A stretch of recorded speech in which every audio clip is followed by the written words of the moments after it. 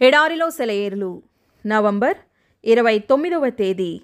నా కుమారి, ఈ సంగతి నేటి దినమున నెరవేర్చితేనే కాని ఆ మనుషుడు ఊరకుండడు గనుక ఇది ఎలాగు జరుగునో నీకు తెలియ వరకు ఊరకుండుమనెను. రూతు గ్రంథము 3వ అధ్యాయము 18వ వచనం. తుఫానుచే ఒక ప్రాంతం తుడిచివేయబడినప్పుడు అందమైన ప్రకృతి అదృశ్యమైనట్టు మన లోకం నుండి పరదైసు కూడా అదృశ్యమైంది.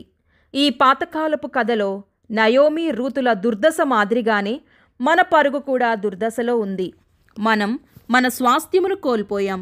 ప్రభువైన యేసుక్రీస్తు యొక్క వ్యక్తిత్వము, పని మనకు నిరాశకు మధ్య అడ్డుగోడలా నిలిచాయి. కానీ తరువాయి భాగం మాదిరిగానే మనం అనుమానపడవలసిన అవసరం లేదు. ఎందుకంటే బోయజు రూతు స్వాస్థ్యమును స్వతంత్రించుకున్నట్లుగానే యేసుక్రీస్తు కూడా పాపపు కల్మషంతో ఉన్న ఈ భూమిని తిరిగి పూర్వస్థితికి తీసుకొచ్చే వరకు విశ్రమించాడు. మన స్వభావాన్ని ఆయన సంతరించుకున్నాడు. కాబట్టి యేసు మనకు సమీప బంధువు. మన విమోచన కొరకు మరణించునంతగా తగ్గించుకున్న మనకు అత్యంత సన్నిహితుడును ప్రియుడునైన స్నేహితుడు. ఆయన మన స్వభావాన్ని పరలోకానికి తీసుకెళ్ళి అదే స్వభావాన్ని అక్కడ కలిగి ఉండడం మన మధ్య విడదీయరాని బంధాన్ని సూచిస్తుంది. ప్రశాంతంగా కూర్చోండి, చింతించకండి. ఆయన ఎప్పటికీ విఫలమవ్వడు.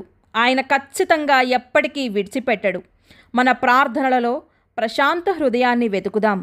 తెలియని లోతుల్లో నుండి నీటి ఊట పొందినట్లు మనలో నుండి ప్రార్థన పొంగి పొరలాలి. ఆ ప్రార్థనకు తన జ్ఞానయుక్తమైన మార్గంలో సమాధానమిచ్చినట్లు దేవునికి విడిచిపెట్టాలి. దేవుడు మనకు సమాధానం ఇవ్వడం లేదని అసహనానికి గురవుతాం. అతిగా ఆలోచిస్తాం. ఒక చిన్న పాప తన పుట్టినరోజున వర్షం పడినందున మంచి వాతావరణాన్ని ఇవ్వమని దేవుడిని అడిగింది. అందరూ దేవుడు నీ ప్రార్థనకు సమాధానం ఇవ్వడు అని చెప్పారు. అవును, ఆయన ఇచ్చాడు. ఆయన సమాధానం ఇచ్చాడు.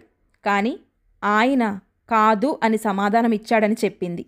దేవుడు ఎల్లప్పుడూ సమాధానం ఇస్తాడు. ఆయన ఎప్పుడూ విఫలమవ్వడు. ప్రశాంతంగా ఉండండి. మనం ఆయన యందు నిలిచి ఉంటే ఆయన మనలో నివసిస్తాడు. మనం కోరింది మనం అడిగితే ఆయన చేస్తాడు. ఒక ధ్వని హిమపాతాన్ని తొలగిస్తుంది.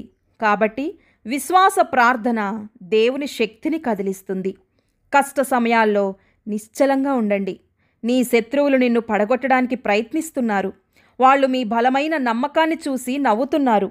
అయితే మీరు ఇదే మార్గం, ఈ మార్గంలో నడువుము అని చెప్పిన స్వరాన్ని వినలేదా?